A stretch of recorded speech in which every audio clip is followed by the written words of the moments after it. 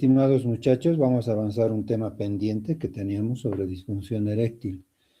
Este padecimiento urológico, si bien no constituye una emergencia, es una de las patologías bastante frecuentes que vemos en la consulta médica. Y bueno, es importante para nosotros siempre recordar nuestra base en cuestión anatomía, particularmente la parte genital, lo que concierne a la parte de las características morfológicas y un adecuado desarrollo del genital masculino, en este caso el pene, y las estructuras que componen, como son los cuerpos eréctiles y el cuerpo esponjoso, además de la vascularización tanto arterial como venosa y también el aspecto neurológico, ¿no es cierto? La inervación, que es importante, que en ambos o en todos los casos hablamos de la vascularización, la estructura anatómica y la inervación tiene que tener una estructura sin ninguna alteración, no haya sufrido ningún tipo de traumatismo ni malformación congénita, y esto es bastante importante para que se produzca una adecuada erección de los cuerpos eréctiles, en este caso de los cuerpos cavernosos particularmente, y se produzca una adecuada erección para que cumpla su función de lo que respecta al coito particularmente. Dentro de la estructura del pene recordamos que está compuesto por dos cilindros paralelos, nos referimos a los cuerpos cavernosos, y uno pequeño y delgado ubicado en la parte ventral del pene, como es el cuerpo esponjoso. Son estructuras anatómicas que particularmente van a funcionar mediante el llenado de sangre para que cumplan una adecuada función de llenado, y estos puedan, pues, de acuerdo a su característica, producir un llenado de sangre, dando un crecimiento, si vale el término, de estas estructuras, dándole la forma característica a la erección. Los cuerpos cavernosos están compuestos por una red de espacios sinusoidales que están interconectados particularmente por endotelio vascular, y esto es lo que nos interesa, pues, conocer de manera adecuada, ¿no es cierto? Hemos visto en la anterior diapositiva cómo es importante la parte de la vascularización, qué arterias son las que van a nutrir particularmente la circulación sanguínea y la oxigenación correspondiente de estas estructuras eréctiles, y dónde va a ir el drenaje venoso, en este caso a través de las venas dorsales del pene. Pero para que se cumpla una adecuada irrigación sanguínea, el flujo sanguíneo va a provenir fundamentalmente de las ramas cavernosas de la arteria pudenda interna. Estas se van a dividir en ramas terminales, como son las arterias helicinas, que van a penetrar directamente a los espacios cavernosos. El drenaje venoso de estos espacios cavernosos, de estos sinusoides, va a ser a través de las vénulas cavernosas que van a drenar en la vena dorsal del pene. Y otro factor importante dentro de la anatomía es la inervación. Las fibras nerviosas que se originan en los segmentos sacros, particularmente a nivel del cordón espinal, son fibras nerviosas parasimpáticas que están encargadas fundamentalmente de la erección, y los nervios cavernosos autonómicos van a ser las encargadas del flujo sanguíneo durante la erección. También tenemos que tomar en cuenta que los nervios simpáticos están a cargo de la flacidez, provienen de los segmentos torácicos inferiores y lumbares superiores. Estos están a cargo de la flacidez, ¿no? Entonces, todo este componente vasculonervioso se encarga fundamentalmente de la erección, pero hay un pilar bastante importante, que la erección se produzca de manera hormonal. Produzca una erección, es importante que exista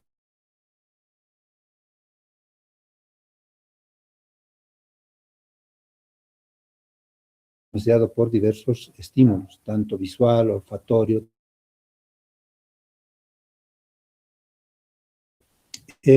Todos estos estímulos lleguen a nivel central, particularmente al hipotálamo, y de ahí partan a través de los nervios que hemos mencionado, los estímulos para que se produzcan, los estímulos nerviosos, obviamente, para que se produzca la erección. Y lo que les había mencionado, es importante también que exista un estímulo hormonal para que se produzca la erección. Ahora, una vez que se ha producido el estímulo y el varón empieza a tener ya un deseo sexual, va a promover la erección, y la erección va a tener diversas fases para que se produzca lo que se denomina el coito. La fase latente y de más tiempo de duración, obviamente, es la fase de flacidez, en la cual por lo general no existe un estímulo sexual.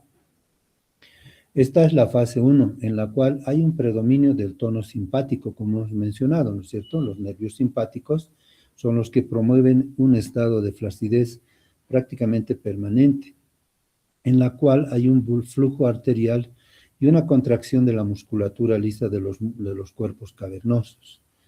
Este bajo flujo arterial generalmente es con presiones arteriales que son con presiones similares a las del resto del organismo. Una vez que se ha producido el estímulo, entramos a la fase 2, en la cual ya se van llenando los cuerpos cavernosos, los cuerpos eréctiles, y le llamamos la fase de tumescencia. Esta es en virtud de una respuesta a una estimulación parasimpática. Entonces, es importante que recordemos que para la flacidez siempre existe un estímulo simpático, y para la erección un estímulo parasimpático. Aquí aumenta el flujo sanguíneo por dilatación arterial. La presión arterial se va a mantener con presiones similares al resto del organismo. Sin embargo, se va produciendo ya una detención o una retención, de la sangre dentro de los cuerpos cavernosos, provocando ya una erección, una distensión del cuerpo cavernoso, dando las particularidades que nosotros conocemos que se producen durante la erección. Ahora bien, entramos a la fase de erección completa, denominada fase 3, en la cual ya hay una expansión total del pene, y en este caso ya el flujo sanguíneo ya es escaso. Ha llegado a la totalidad de su llenado, y entonces el flujo sanguíneo va disminuyendo, particularmente en la entrada y fundamentalmente en el flujo de salida. Vale decir, hay una retención sanguínea. La fase 4 es la denominada la fase de erección rígida, o también en algunos libros lo van a encontrar como esquelética, en la que prácticamente ya hay un endurecimiento de los cuerpos cavernosos, en la cual la presión intracavernosa está elevada mucho más, en unas 2 a 3 veces en comparación al resto de la presión arterial sistémica. Va a existir una compresión de los músculos en la base del pene, particularmente el denominado músculo de Horner, y también de los músculos bulbo e isquiocavernoso. Va a haber un cierre total del flujo arterial y venoso. Entonces, en esta fase es donde ocurre generalmente el coito, pero particularmente una vez que se ha producido el coito, ya se va preparando para la fase o la última fase, que es la de eyaculación, en la cual ya existen contracciones rítmicas de los músculos isquiocavernosos y bulbocavernosos, propulsionando el semen por la uretra con la eyaculación hacia la vagina, ¿no? Esta es la fase en la cual se produce la eyaculación. La fase de erección rígida es variable. Esto está en función a cuánto puede tolerar el varón mantener esta fase de erección rígida hasta llegar al momento de la eyaculación. Una vez que se ha producido la eyaculación, entramos a la fase de detumescencia, en la cual volvemos a un tono muscular después del orgasmo, y también existe un cese de la estimulación sexual. la contracción arterial y la apertura de los circuitos venosos se va a producir también en esta fase, provocando un escape progresivo de la sangre desde los cuerpos cavernosos hacia la circulación sistémica.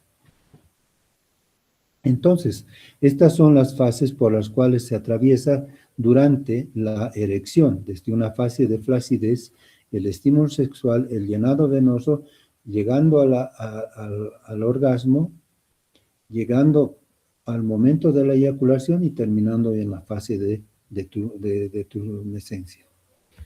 Ahora bien, para que se produzca una adecuada erección existe un control central neurológico y un control periférico. Si bien hemos visto en la anterior diapositiva, existe un fenómeno esencialmente vascular, pero también existe un control neurológico. En este caso hemos dicho, en el momento que se produce el estímulo a nivel del hipotálamo, existe un predominio parasimpático cuyo mediador químico a nivel central es la dopamina. Una vez que se produce cualquiera de los estímulos que hemos mencionado, o todos los estímulos en su caso, se produce un estímulo hacia los nervios del pene, a través de la médula espinal.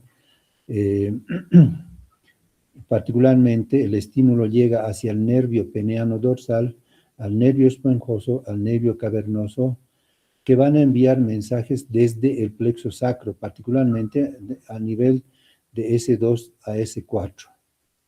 Una vez que se ha producido el arco reflejo, el plexo sacro envía mensajes hacia el pene, donde el mediador químico es la noradrenalina. El arco reflejo que mencionamos acá, en la parte neurológica, un estímulo parasimpático para que se produzca la erección. Una vez que se ha producido el coito, existe un predominio con un mediador químico que es la noradrenalina y un influjo parasimpático para la flacidez. Si bien para que se produzca una erección existe también un control periférico, aquí hablamos del nervio parasimpático que hemos mencionado anteriormente, existe un mediador químico fundamental como es el óxido nítrico y también la acetilcolina que va a estimular a la producción de este óxido nítrico. El óxido nítrico es fundamental para que se produzca la erección. ¿Por qué razón? Porque el óxido nítrico estimula a la guanilato ciclasa, esta enzima que produce el GMP cíclico a partir del guanosin trifosfato. ¿Cuál va a ser el lugar donde va a actuar el óxido nítrico? A nivel de la célula muscular, provocando que se produzca una relajación.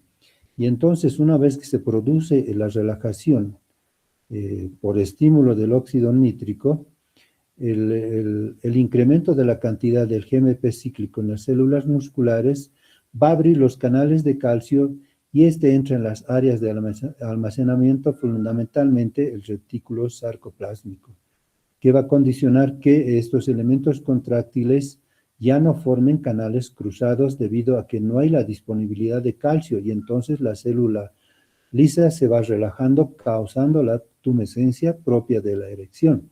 Entonces hay un control periférico también neurológico a nivel de los cuerpos cavernosos, fundamentalmente a través de los nervios peneanos. Ahora, para que se produzca la flacidez existe un predominio simpático a través del nervio simpático, cuyo mediador químico es la noradrenalina, que actúa a nivel de los receptores alfa-adrenérgicos de las células musculares lisas de los cuerpos cavernosos. Esta va a provocar, este mediador químico va a provocar contracción, condicionando la presencia de flacidez a nivel de estos cuerpos eréctiles. Ahora bien, entrando en lo que es la disfunción eréctil, vamos a decir que la disfunción eréctil no es más que la incapacidad repetida de lograr o mantener una erección lo suficientemente firme para llevar a cabo una relación sexual satisfactoria. Estamos mencionando al coito. Entonces, no es la incapacidad transitoria, por si acaso, es la incapacidad repetida o permanente para poder mantener una erección, para poder llevar a cabo el coito. No es considerado parte del envejecimiento. ¿Por qué razón? Porque se puede presentar en cualquier etapa de la vida sexual activa del varón. Después de la eyaculación precoz es la alteración más común de disfunción en los varones. Y vamos a encontrar dos tipos de disfunción eréctil.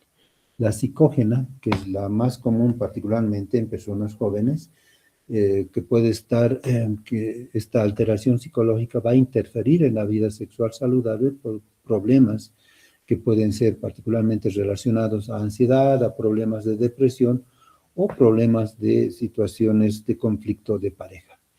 Otra de las causas son las causas orgánicas, relacionado a pacientes con enfermedades cardiovasculares fundamentalmente que van a dañar tanto los vasos sanguíneos, especialmente pelvianos y particularmente la parte genital. Dentro de las causas, vamos a decir que existen causas de tipo orgánicas, causas de tipo psicogénica, una mezcla de ambas y también aquella disfunción relacionado a fármacos, al consumo de fármacos.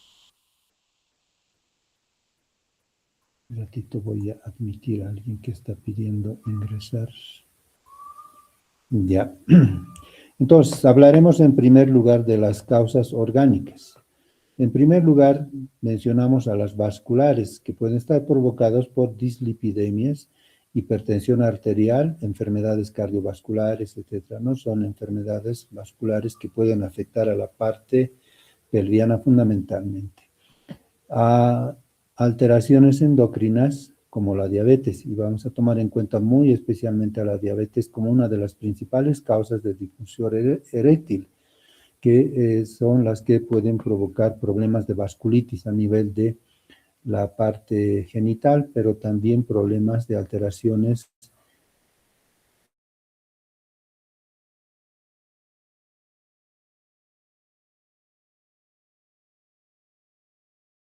y el hipotiroidismo dentro de las endocrinas, causas neurológicas como traumatismos raquimedulares, traumatismos espinales, traumatismos craneoencefálicos, la enfermedad de Alzheimer, la esclerosis múltiple y la neuropatía diabética. Fíjense acá, la diabetes está relacionada en todos los aspectos como causa fundamental de la disfunción eréctil.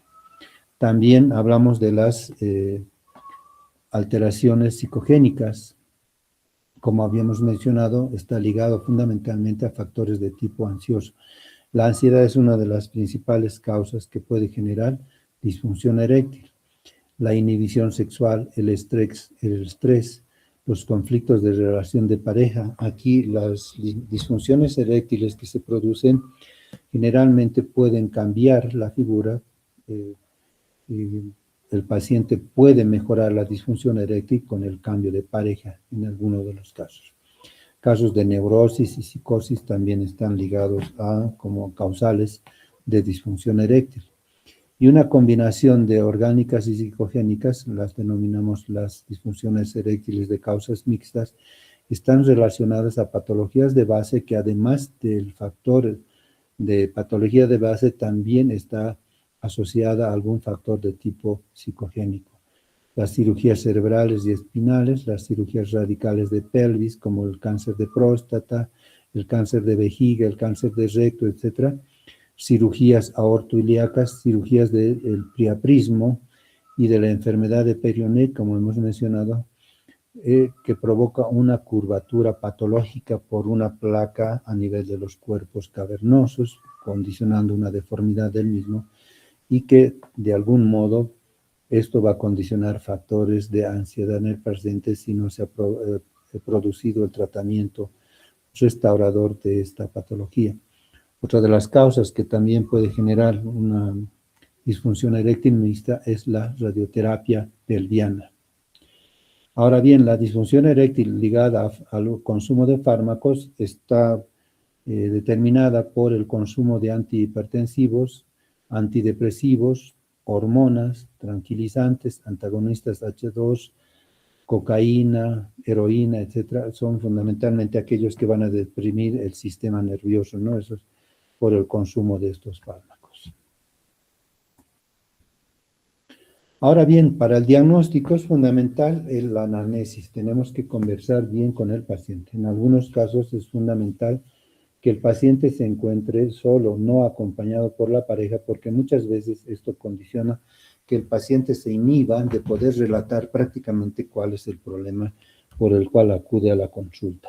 Y en estos casos es fundamental preguntar si la disfunción eréctil es permanente, es transitoria, si la disfunción eréctil se manifiesta con erección parcial o en algunos casos llega a una buena erección, mantiene el coito, pero no puede llegar al orgasmo. Todas estas situaciones es importante que nosotros valoremos bien dentro de la anamnesis, pero también es fundamental dentro de esto los antecedentes que están desencadenando la disfunción eréctil, antecedentes patológicos en los cuales indagamos si el paciente es hipertenso, si es diabético, si sufre de alguna situación de dislipidemia, enfermedades cardiovasculares, insuficiencia renal, hepática, enfermedades neuropsiquiátricas, etc. También consultar al paciente, preguntar dentro de los antecedentes si ha tenido algún tipo de trauma, algún tipo de cirugía pelviana, cirugías neurológicas, antecedentes de traumatismos craneoencefálicos, etc., ¿no? Y dentro de los antecedentes personales está el consumo de sustancias controladas. Como hemos mencionado anteriormente, la disfunción eréctil puede estar asociada al consumo de sustancias controladas, heroína, cocaína, etcétera, ¿no? Tratamientos médicos, farmacológicos y otros. Ahora bien, es importante el examen físico en el paciente, particularmente orientado a estos 4 pilares que son importantes para poder hacer un adecuado diagnóstico de la disfunción eréctil. En primer lugar, valorar el sistema urogenital, un adecuado examen físico de la parte genital, una adecuada valoración neurológica, endocrinológica y vascular fundamentalmente. Todos estos factores tenemos que evaluarlos de manera sistemática. Evaluar el tamaño y consistencia de los testículos o presencia de placas induradas a nivel de los cuerpos cavernosos, por ejemplo. En el caso de los testículos, la atrofia o la hipotrofia nos puede mencionar que este paciente puede adolecer de problemas de hipogonadismo, por ejemplo, ¿no? El tamaño y consistencia de la próstata para descartar o no la presencia de enfermedades como la hiperplasia o el cáncer de próstata. Valorar el tono del esfínter anal a través del tacto rectal, si el tono es hipotónico o hipertónico, etcétera, y está asociado a problemas neurológicos. Valorar el reflejo bulbo cavernoso, que nos va a informar de la integridad neurológica a este nivel. Lo que había mencionado anteriormente, evaluar la posibilidad o la existencia de un cáncer prostático. Ahora bien, una vez que hemos llegado al diagnóstico y establecido de que este paciente adolece de una disfunción eréctil, tenemos que evaluar de manera racional el tratamiento que vamos a darle a este paciente, ¿no? Informarle que existen diversos tipos de tratamiento para la disfunción eréctil y tenemos que valorar fundamentalmente o no el tipo de tratamiento que vamos a iniciar. Me olvidé mencionar en el anterior, en el aspecto de diagnóstico, el diagnóstico laboratorial. Es importante solicitar estudios de laboratorio, un hemograma, glicemia, creatinina, etcétera, pero particularmente la dosificación de hormonas, la testosterona, la gonadotrofina coriónica, fundamentalmente es importante la dosificación para ver si los niveles están adecuados o no, particularmente de la testosterona, que es uno de los factores que puede influir también en la disfunción eréctil. Ahora bien, en cuanto al tratamiento, existen diversas formas de tratamiento: terapia farmacológica, terapias de reemplazo androgénico, mencionando justamente la dosificación de la testosterona. En el caso de que el tratamiento de reemplazo androgénico o la terapia farmacológica fracase, se pueden utilizar dispositivos al vacío, los vacuum, por ejemplo, que se utiliza bastante, o en alguno de los casos, cuando todo lo mencionado ha fracasado, realizar cirugías vasculares con fístulas o shunts arteriovenosos, etcétera. En el último de los casos, utilizar tratamiento quirúrgico mediante el implante de prótesis, y en el caso de que la disfunción eréctil tenga un origen psicogénico, terapias psicosexuales y de pareja. Estas son algunas de las formas de tratamiento. Pero bien, en lo más común de tratamiento está, para empezar, la terapia de inyecciones. Hablamos del tratamiento farmacológico. Realizamos inyecciones intracavernosas o intrauretrales con el uso de alprostadil, que no es más que la prostaglandina alfa-1 adrenérgico. Esto se puede utilizar mediante perlas que se introducen dentro de la uretra o inyecciones intracavernosas. La particularidad de estas inyecciones es que solamente va a producir erección de los cuerpos cavernosos, no así del cuerpo esponjoso. Ahora bien, otra forma de terapia es la farmacológica oral, mediante fármacos que ustedes ya conocen. El más representativo es el sildenafil. Estos son de mayor aceptación. La única diferencia en estos casos es el tiempo de duración de estos fármacos que vamos a mencionar en algún momento. El sildenafil, el tadalafil y el vardenafil son los más comúnmente utilizados para el tratamiento de disfunción eréctil por vía oral. Si el paciente tiene valores bajos séricos de testosterona, podemos estimular mediante el reemplazo hormonal, en este caso, mediante un decanoato de testosterona, que en nuestro medio es conocido con el nombre de Nedido, que puede venir en inyecciones mensuales, trimestrales, semestrales o en parches. Otro de los utilizados es el cipionato de testosterona, que es una especie de testosterona sintética mediante el uso de aceite de semilla de algodón o el enantato de testosterona obtenido del aceite de semilla de sésamo. Son sintéticas. Y en algunos casos podemos utilizar parches o paquetes de androgel mediante bombas accionadas de testosterona. A estos los denominamos los tubos de testín, o en algunos casos mediante parches en los cuales se aplican geles que pueden ir dosificando de manera diaria o en algunos casos semanal la testosterona. Otro de los utilizados es el parche de androdel, que es igual testosterona semisintética de 2 miligramos a 4 miligramos. Son parches de liberación sostenida. Y por último, podemos utilizar los implantes, que son técnicas quirúrgicas que van a hacer un vaciamiento, si cabe la expresión, de los cuerpos cavernosos y permitiendo introducir estos cilindros, que son generalmente cilindros que van a funcionar a través de dispositivos que permiten el llenado de estos cilindros, y una válvula que va a permitir mantener el contenido, ya sea aire o solución salina, dentro de estos cilindros, permitiendo una erección. Y una vez que se ha producido el coito, la válvula se hace el clic correspondiente para que se produzca el vaciado. Aquí está justamente el tratamiento, ¿no?, de la técnica quirúrgica mediante el implante de prótesis peneanas insuflables, que van a tener los tres componentes que hemos mencionado en la anterior diapositiva, ¿no es cierto? Son los cilindros, la válvula y el contenido de solución salina en algunos casos, o aire simplemente. Esto va a hacer que se introduzca el implante de la prótesis peneana por abordaje infrapúbico, permitiendo desplazarlo dentro de los cuerpos cavernosos que han sido legrados anteriormente. Ahora bien, hablando de los inhibidores de la fosfodiesterasa tipo 5 que hemos mencionado, el más comúnmente conocido es el sildenafil, el Viagra, que van a ir a actuar fundamentalmente a estimular al óxido nítrico. Hemos dicho que el óxido nítrico es fundamental para la relajación de la musculatura lisa de los cuerpos cavernosos.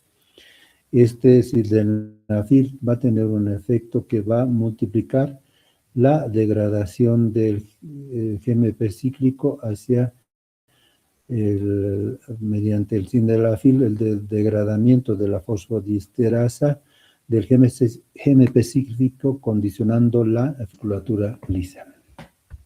Ahora bien, ¿cuáles van a ser las propiedades que hemos mencionado?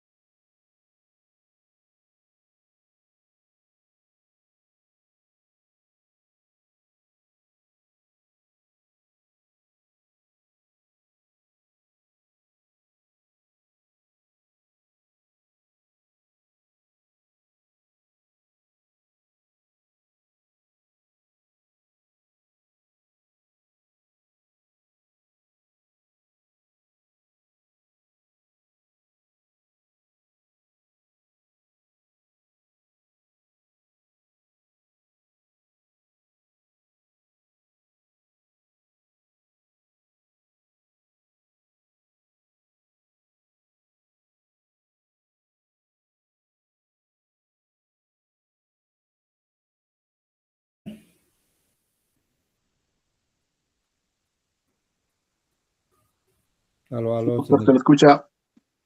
Ya, mil disculpas, no sé qué ha pasado, se ha cortado la comunicación.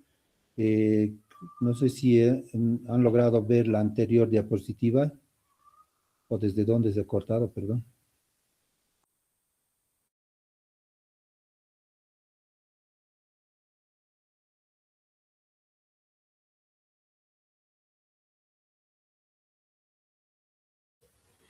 ¿Esa diapositiva han logrado escuchar lo que he mencionado?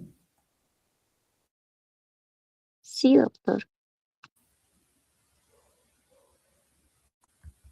Bien, muchas gracias. Continuaremos entonces. Estábamos hablando del sildenafil, que hemos dicho que tiene un inicio de acción de 16 a 27 minutos, un periodo de duración que es prácticamente de 8 horas, y cuyos efectos adversos son cefalea, rubor, congestión nasal, dispepsia, trastornos visuales, que generalmente pueden manifestar a través de una visión de tipo azulada y con algo de prurito a nivel del globo ocular.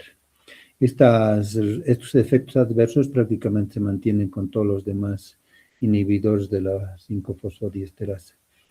Las contraindicaciones prácticamente son las mismas para cualquiera de los tres.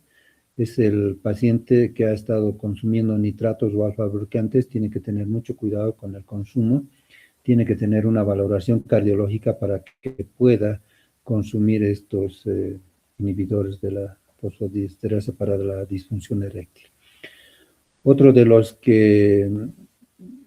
los inhibidores es el vardenafilo, que en nuestro medio no existe, pero para comentarles vamos a decir que tiene un periodo de inicio de acción, mejor dicho, a los 20 minutos, con una duración aproximada de 12 horas. Los efectos adversos prácticamente son los mismos y las recomendaciones y contraindicaciones, el consumo de nitratos y alfa-bloqueantes. Vale decir que tener mucho cuidado con pacientes que son cardiópatas.